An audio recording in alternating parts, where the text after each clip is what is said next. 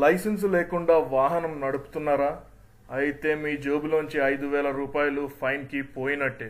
Motor వాహనాల చట్టం సవరణ బిల్లును లోక్సభ ఆమోదించింది. దీని ప్రకారం ఇప్పటి వరకు ఉన్న జరిమానాలన్నీ భారీగా పెరిగిపోనున్నాయి. లైసెన్స్ లేకుండా వాహనాలు నడిపే వారికి ఇంతకు ముందు 500 రూపాయల జరిమానా విధిస్తుండగా అది 5,000కు చేరుకుంది.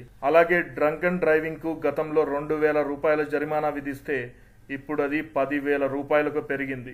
హెల్మెట్ లేకపోతే గతంలో 100 రూపాయలు కడితే సరిపోయేది. ఇప్పుడు 1000 కట్టడంతో పాటు 3 నెలల పాటు లైసెన్స్ కూడా సస్పెండ్ అవుతుంది. ప్రయాణికులకు ఓవర్లోడింగ్ చేస్తే ఒక్కొక్కరికి 1000 చొప్పున కట్టాలి. మైనర్లు వాహనం నడిపినప్పుడు ప్రమాదంలో ఎవరైనా మరణిస్తే వాళ్ళ తల్లిదండ్రులకు 3 ఏళ్ల జైలు శిక్ష విధిస్తారు. అలాగే బాధితుల కుటుంబాలకు ఇచ్చే నష్టపరిహారాన్ని 10 రెట్లు పెంచారు. సవరించబడిన జరిమానాల యొక్క పూర్తి వివరాలను తెలుసుకోవడానికి డిస్క్రిప్షన్లో ఉన్న లింక్ను క్లిక్ చేయండి.